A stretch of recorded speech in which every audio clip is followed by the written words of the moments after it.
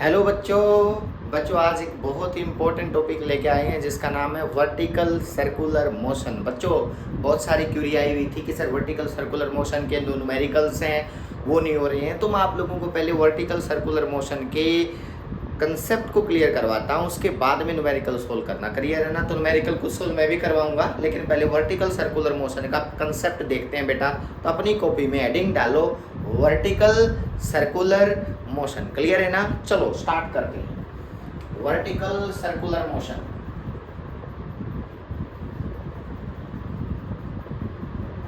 देखो बच्चों बहुत ही सिंपल बात है।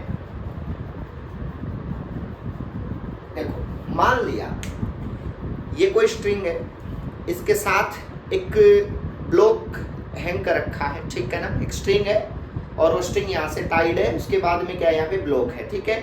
उसको मैं ऐसे मूव करवाता हूँ, ठीक है, अंडर फ्री फॉल। तो मतलब जब ये पूरा कंप्लीट सर्कल, देखो बेटा, ये ऐसे इसका एम्पलीट्यूड बढ़ाते गए बेटा, और बढ़ा लिया, देखो एम्पलीट्यूड बढ़ रहा है ना। और उसके बाद में क्या है, एक टाइम ऐसा आएगा जब ये बिल्कुल क्रॉस करके इस साइड आ जाएगा, समझना। मतलब समझो बेटा, ऐसे यहाँ पे मतलब ऐसे नहीं पुश करवाना, उसको ऐसे रोटेट नहीं करवाना, उसको अंडर फ्री फॉल चलना है। देखो बेटा इस तरह से फ्री फॉल, ठीक है ना? थोड़ा और एम्पलीट्यूड बढ़ा दिया, फिर और एम्पलीट्यूड बढ़ा दिया, तो मतलब क्या हुआ बताओ? एक टाइम आना है बेटा जब ये पूरा सर्कल कंप्लीट कर जाएगा एकदम, तो हमें बताना है कि बताओ इस स्ट्रिंग के अंदर हर जगह पे वेलोसिटी कितनी थी, पहला क्वेश्चन। दूसरा है बताओ स्ट्रिंग में खिंचाव कितना आया, मतलब टेंशन कितनी आई, हर जगह पे अलग अलग। क्लियर है ना? तो मतलब सिंपल है, जब ये स्ट्रिंग है और ये ब्लॉक है तो ऑब्वियस बात है बच्चों, यहाँ पे स्ट्रिंग भी क्या होगी बच्चा, यहाँ पे टेंशन अलग लगाएगी। क्लियर है ना? यहाँ पे लगाएगी खिंचाव, यहाँ पे लगाएगा, यहाँ पे लगाएगा, यहाँ पे लगाएगा। क्लियर है ना? वेलोसिटी भी क्या आएगी बच्चों, अलग अलग आएगी। तो मैं उन 6 वैल्यू को तीन चार तो टेंशन है और 3 या 4 वेलोसिटी अलग अलग जगह निकलवाऊंगा। तो आप लोग उसको अपनी कॉपी में अच्छे से नोट करना है, ठीक है ना? तो चलो देखो बेटा क्या है, मैं डायग्राम बना देता हूं पहले। तो ये एक स्ट्रिंग है जो यहां से बंधी हुई है ब्लॉक के साथ, सुनना। ये सेंटर है, इस सेंटर से एक m मास का ब्लॉक ऐसे स्ट्रिंग के साथ टाइड है, जुड़ा हुआ है। और ये इस तरह से क्या कर रहा है बच्चों बताओ, इस तरह से रोटेट कर रहा है। क्लियर है ना? और ये रोटेट करते करते एकदम एक टाइम आएगा एम्पलीट्यूड का जिसपे एकदम क्रॉस करके ऐसे आ जाएगा। मतलब मुझे क्या करना है, इस पॉइंट पे, इसको लोवेस्ट पॉइंट बोलते हैं बच्चों, एल, याद रखना। इन पॉइंट को हमने मिडल बोल दिया, जो इसके बिल्कुल यहाँ पास में है, एम, इसको भी एम बोलेंगे बेटा, और ये हाईएस्ट पॉइंट होगा एच।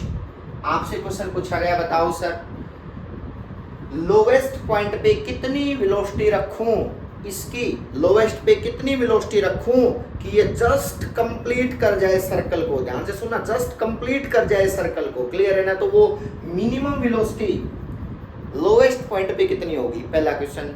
मिडल पे वो कितनी होगी, हाईएस्ट पे वो कितनी होगी कि जिसमें वो जस्ट क्रॉस कर जाएगा हाईएस्ट पॉइंट को बेटा, एकदम इस तरह से। मतलब ऐसा नहीं है कि क्रॉस हमने करवाना है, नहीं, हमने तो उसको इस तरह से free fall, under free fall ऐसे ऑसिलेट करवाना है।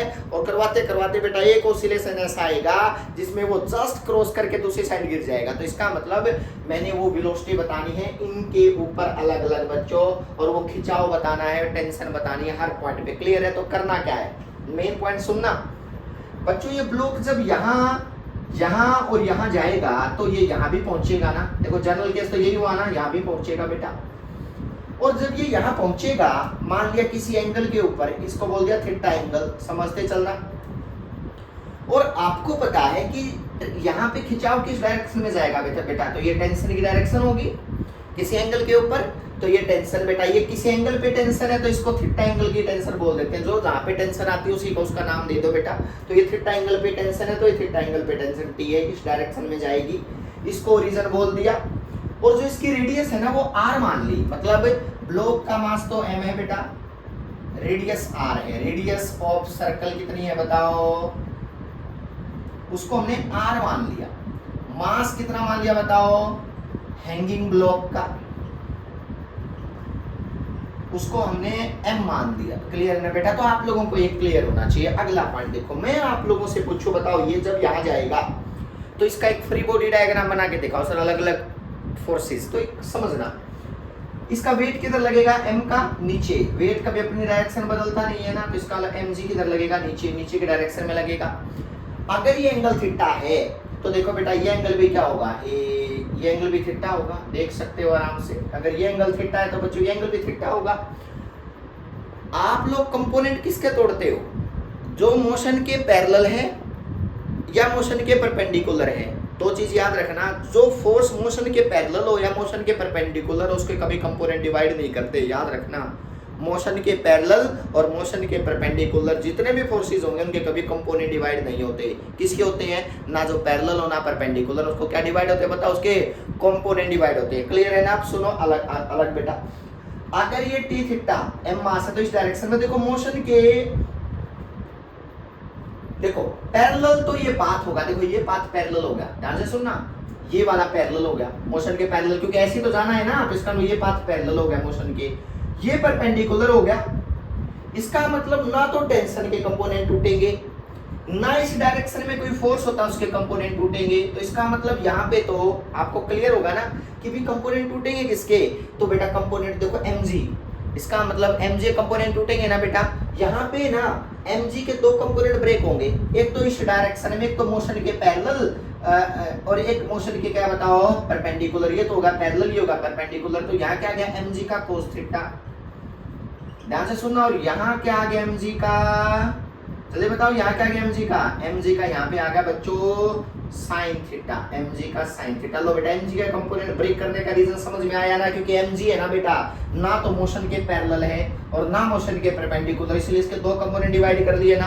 अगला पॉइंट, एक बात बताओ, जो मोशन सर्कुलर पाथ ट्रेवल करती है तो वहां पे एक फोर्स लगता है जो बाहर की डायरेक्शन में, जैसे मैं ये कोई सर्कल में रोटेट कर रही है ना तो बाहर की डायरेक्शन में एक फोर्स लगता है बेटा, दोनों सर्कल में दोनों साइड, तो क्या आता है उसको सेंट्रीफ्यूगल फोर्स। वेरी गुड, जिसकी वैल्यू क्या होती है mv²/r, बिल्कुल सही बात है, सेंट्रीफ्यूगल फोर्स बेटा, जिसकी डायरेक्शन जो होती है ना वो क्या होती है बताओ, mv²/r, ये होती है वैल्यू, और डायरेक्शन होती है अवे फ्रॉम द सेंटर, मतलब ये सेंटर है ना तो इससे अवे, मतलब इस डायरेक्शन में, ये इस डायरेक्शन में जिधर ये गया हुआ mg cos थीटा, तो इस डायरेक्शन में बेटा ये क्या गया हुआ होता है बताओ, सेंट्रीफ्यूगल फोर्स, क्योंकि सर्कल में ऐसे रोटेट करते हैं ना तो बाहर की डायरेक्शन में क्या लगता है एक फोर्स, जिसको क्या बोलते हैं सेंट्रीफ्यूगल फोर्स। वीडियो देख सकते हो, मैंने बना रखा है बेटा। अब सुनो, मास इनटू कितना बताओ v इनटू वेलोसिटी कौन सी लोगे यहाँ पे, थीटा एंगल है तो थीटा एंगल वाली लोगे बेटा, अपॉन डिस्टेंस कितनी है, रेडियस के बराबर है, तो इसका मतलब mv² क्या होगा,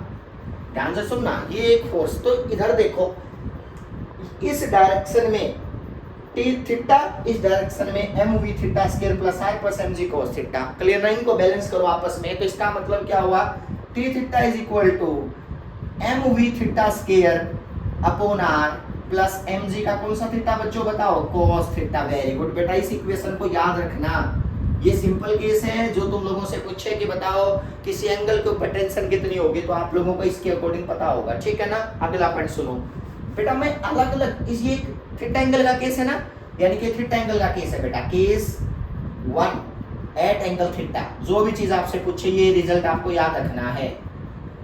अगला पॉइंट, अगर ये यहाँ पे पहुंच जाए तो मिडल पॉइंट पे, तो ये थीटा कितने डिग्री हो गया 90। देखो बेटा ये 90 हो गया ना, अगर ये यहीं पहुंच जाएगा तो ये एंगल कितना होगा 90। तो इसका मतलब एट m, केस 2 बेटा, एट m थीटा कितने डिग्री हो गया 90। अब इसको इक्वेशन नंबर 1 का नाम दे दो, ये थीटा 90 यहाँ रिप्लेस कर दो, तो क्या होगा बताओ, टेंशन यहाँ पे कौन सी लोगे, मिडल वाली, तो t थीटा की जगह t मिडल रख दो बेटा, मास इनटू v मिडल का स्क्वायर अपॉन रेडियस तो सेम रहेगी, प्लस mg cos 90 0, इसका मतलब ये फैक्टर क्या होगा 0। तो देखो ये 0 होगा, तो ये इक्वेशन किसकी बन गई बताओ, ये इक्वेशन बन गई, यहाँ पे लिख लो cos 90 की वैल्यू क्या होती है 0। अगला पॉइंट समझो, थर्ड पॉइंट।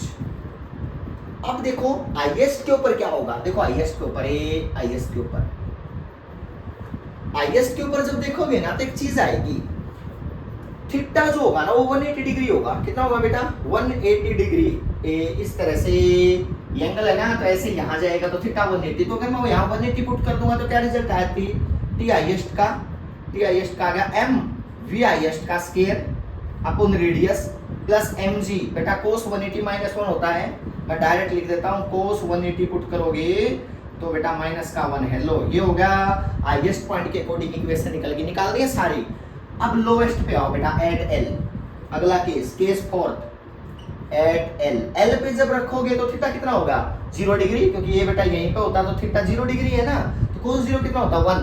तो यहाँ पे अगर इस इक्वेशन में पुट करोगे तो क्या आ गया, T lowest is equal to M V lowest का square upon R plus M G, theta 0 तो प्लस का एम जी। आप देख सकते हो ये इक्वेशन नंबर देते चलो 2, इक्वेशन नंबर 3, इक्वेशन नंबर 4। तो आप लोग इस तरह से इक्वेशन अलग अलग टेंशन निकाल सकते हो ना। अब मेरा काम क्या है, मेरा काम है 6 ऐसी चीजें निकालना जो आप लोगों को अपने माइंड में याद भी रखनी है। क्लियर है ना। कौन कौन सी, सबसे पहले पूछेगा बताओ टेंशन लोएस्ट पे कितनी, वेलोसिटी लोएस्ट पे कितनी, 2 चीज ये है। दूसरी टेंशन मिडल में कितनी, जब यहाँ पूछेगा बताओ वेलोसिटी मिडल में कितनी, 2 ये चीज।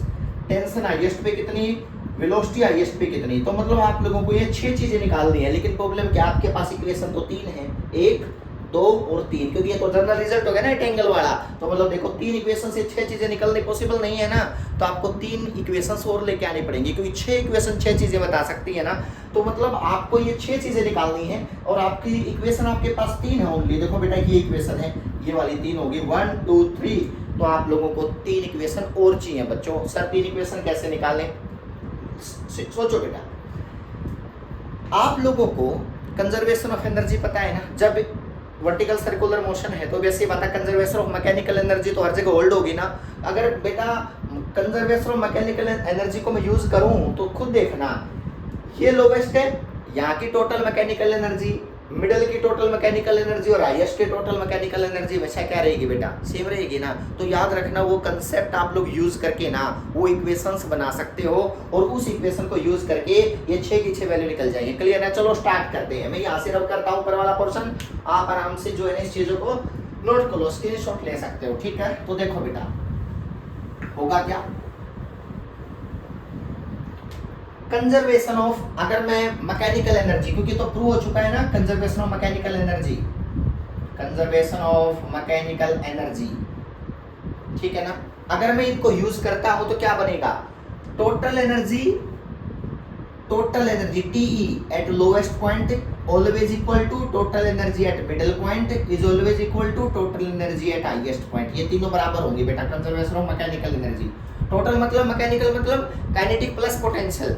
मैकेनिकल एनर्जी का मतलब क्या होता है, मैकेनिकल एनर्जी 2 का कॉम्बिनेशन होती है, तो काइनेटिक एनर्जी का, और दूसरा कौन सा होता है बच्चों, पोटेंशियल एनर्जी का। अब सुनो अगला पॉइंट।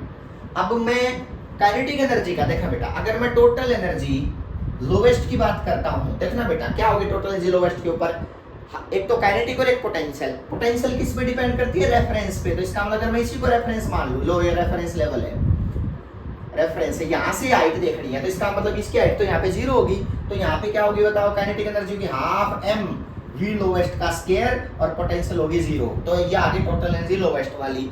मिडल पे आओ, टोटल एनर्जी मिडल पे कितनी आ गई बताओ, हाफ m v मिडल का स्क्वायर। वेलोसिटी तो यही है ना काइनेटिक।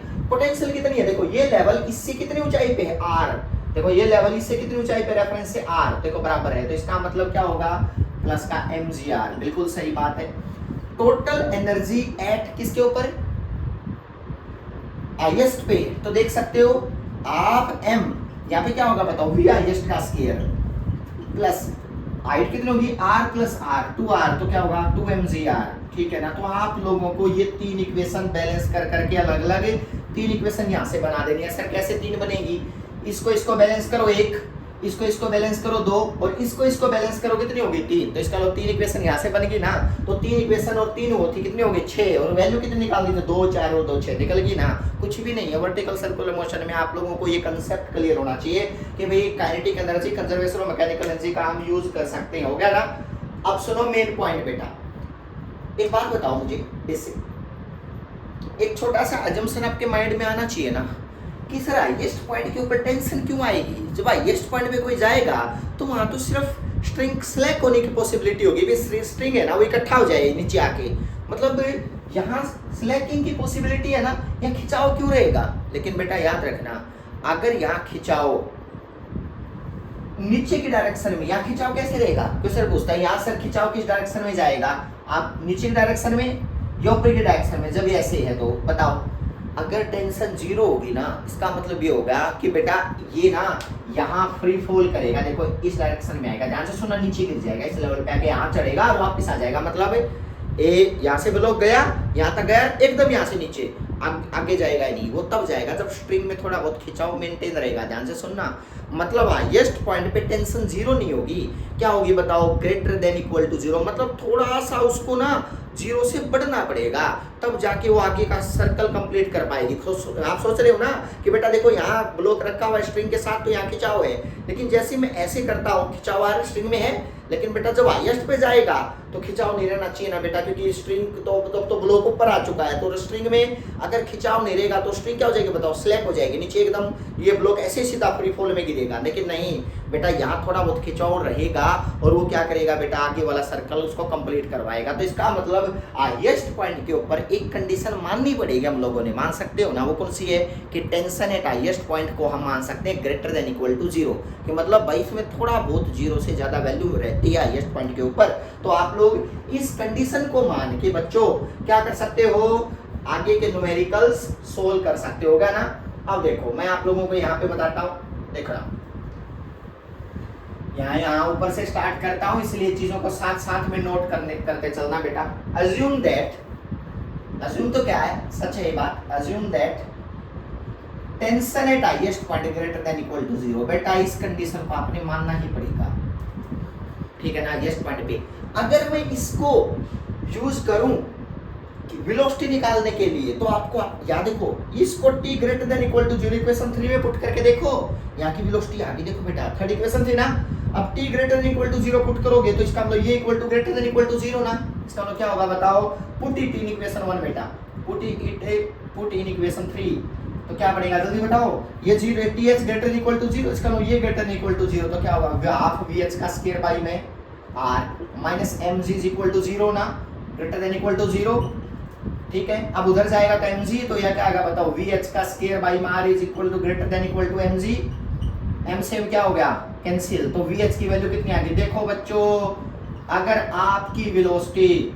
हाईएस्ट पॉइंट पे रूट rg से ज्यादा रहेगी तो ये वर्टिकल सर्कल पूरा हो पाएगा, और अगर बेटा इससे कम रहेगी तो वर्टिकल सर्कल कंप्लीट नहीं हो पाएगा। तो ये कंडीशन याद रखना कि हाईएस्ट पॉइंट पे वेलोसिटी की वैल्यू चेक कर लेना कि रूट जी आर के बराबर आ रही है क्या, और इसके अकॉर्डिंग चेक करोगे तो इसकी टेंशन और इसकी वेलोसिटी बेटा ये मुझे थोड़ा सा जम्पशंस मानना पड़ता है, क्लियर है ना। उसके बाद आप सोच सकते हो खुद, हाईएस्ट पॉइंट पे बस स्लैकिंग की पॉसिबिलिटी है नहीं, ये चेक करना है। तो इसका मतलब ये रूट के आर जी की वैल्यू आ गई, तो ये फर्स्ट केस मैंने सोल्व कर लिया ना। अब हाईएस्ट पॉइंट पे VH और TH दोनों की पता चल गई ना, तो यहाँ पे greater than equal to zero होनी चाहिए और रूट RG, तो मेरे को ये सोल्व होगा बेटा, ये सोल्व होगा, चेक करते जाओ ये सोल्व होगा। अब आओ लोवेस्ट पे, बेटा लोवेस्ट पे कैसे सोल्व करें, सोच रहा ये लोवेस्ट की इक्वेशन ये रहा। अब मेरे माइंड में एक चीज आई कि सर मैं ना लोवेस्ट को और ये तीन एनर्जी इनमें सोचो बेटा, अगर मैं किसको बैलेंस कर लूं, अगर मैं इनको आपस में बैलेंस कर लूं, सोचना बेटा इनको आपस में बैलेंस कर लूं तो देखो हाईएस्ट तो निकल चुका है, लोवेस्ट निकल गया ना, क्योंकि दोनों बराबर है मैकेनिकल एनर्जी कंजर्वेशन के अकॉर्डिंग। तो बेटा अगर मैं इन दोनों को बराबर कर लूं तो बताओ क्या रिजल्ट आया, जल्दी बताओ। देखो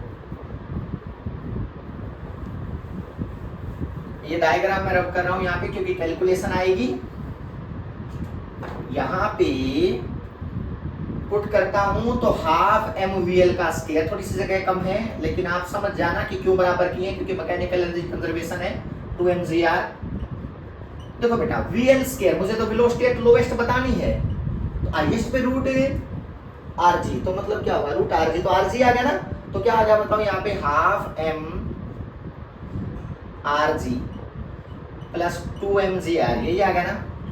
अब सोच लो बेटा m m m कैंसिल हो गए ना, तो vl का स्क्वायर किसका बराबर आ गया, इसको सोल्व करोगे तो क्या आएगा बताओ 5gr, ठीक है 5gr आ गया ना, तो vl की वैल्यू कितनी आ गई रूट 5gr, चेक कर लो बेटा ये लोवेस्ट पे वेलोसिटी आ गई। मतलब आपसे कोई पूछे what is the velocity at lowest point, जब वर्टिकल सर्कल बनेगा तो समझ जाना यहाँ पे आपकी वेलोसिटी जो होनी चाहिए ना रूट 5gr होनी चाहिए, तब जाके क्लियर है, velocity greater than equal to, greater than इससे ज्यादा ही होनी चाहिए, इससे कम वर्टिकल सर्कल कंप्लीट नहीं हो सकता, तो ये greater than equal to 5gr। अगला टेंशन बताओ लोवेस्ट पे, तो इक्वेशन है ना टेंशन वाली, तो TL कितना आ गया वी लोवेस्ट की पुट कर दो यहाँ पे, तो m की वैल्यू क्या होगी 5gr, स्क्वायर कोट कर दिया ना, रूट कैंसिल अपॉन r। मैं जल्दी जल्दी कर रहा हूँ ताकि तुम्हें ये सोल्व करके चलना। T lowest is equal to r से r क्या होगा कैंसिल, 5mg प्लस mg क्या होता है 6mg। याद रखना दो चीज और निकल गई, ये वेलोसिटी और ये टेंशन, तो ये भी सोल्व हो गए दोनों। क्लियर है ना। अब देखो मिडल वाली बात क्लियर। अब मिडल के लिए कैसे करेंगे,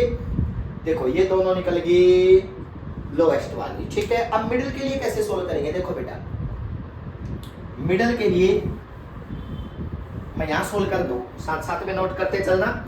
ये नीचे वाला पोर्शन मिडल वाला बना रहा हूं, तो किसको बैलेंस करूं मैं, इसको और इसको बैलेंस कर दो ना, मिडल आना चाहिए। तो इसका मतलब जब कंजर्वेशन ऑफ मैकेनिकल एनर्जी इन दोनों को इक्वल लगाओगे तो क्या होगा, half mvl square is equal to half mvm का स्क्वायर प्लस mgr हो गया ना। अब vl स्क्वायर कितना है अभी निकाला है, रूट 5gr, तो मतलब 5gr तो 1/2 m into 5gr आ गया ना, is equal to half mv middle का स्क्वायर है ना प्लस mgr। इसको सोल्व करना, मैं सीधा लिख देता हूँ vm की वैल्यू कितनी आ गई, greater than equal to 3gr। याद रखना बेटा, मैंने डायरेक्ट याद है तो लिख दिया। इसको सोल्व करने के बाद जो vm स्क्वायर निकालोगे ना रूट 3gr आएगा, मतलब आप खुद सोल्व कर लेना। ये रिजल्ट मिडल पे है। अब मिडल पे टेंशन, मिडल पे टेंशन के लिए बताओ कौन सी इक्वेशन है बेटा, मिडल पे टेंशन क्या होगी, मिडल पे टेंशन के लिए यहाँ vm की वैल्यू को रिप्लेस करना है, तो यहाँ पे रिप्लेस करोगे तो उसका स्क्वायर से स्क्वायर रूट क्या होगा कैंसिल, तो m से m कैंसिल, तो यहाँ की नहीं सॉरी r से r कैंसिल, तो क्या आएगा 3mg। याद रखना tm की वैल्यू जो आएगी ना चेक कर लेना, इसको यहाँ पुट कर दो यहाँ पे, तो आपकी जो t मिडल आएगी वो आएगी 3mg।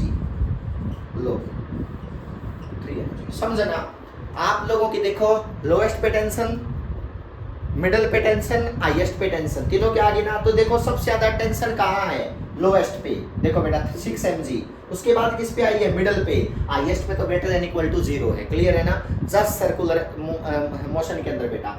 अब वेलोसिटी देखो सबसे ज्यादा कहाँ है, रूट 5gr लोएस्ट पे, उसके बाद किस में आई है, मिडल पे, उसके बाद है हाईएस्ट पे कितना, रूट gr बेटा। तो आप ये देख सकते हो, तो 6 चीजें निकालनी पड़ेंगी आपको वर्टिकल सर्कुलर मोशन के अंदर। भाई ये कंसेप्ट आपको अपने माइंड में याद रखना है कि किस तरह से हम एक दूसरे पे लिए, लेकिन ये वो कंडीशन है अगर इससे कम वेलोसिटी रहेगी ना वो सर्कल पूरा नहीं कर पाएगा। वर्टिकल लोएस्ट पे रूट 5gr होनी चाहिए, मिडिल में रूट 3gr और हाईएस्ट पे रूट gr, तब जाके वर्टिकल सर्कल माना जाएगा। उससे कम नहीं काम चलेगा, उससे ज्यादा चल पड़ेगा लेकिन उससे कम काम नहीं चलेगा। तो इसका मतलब वर्टिकल सर्कुलर मोशन में ये 6 केसेस आपको क्लियर होने चाहिए। क्लियर है ना। नेक्स्ट मिलते हैं इनके न्यूमेरिकल्स के साथ। ओके बच्चों, थैंक यू सो मच।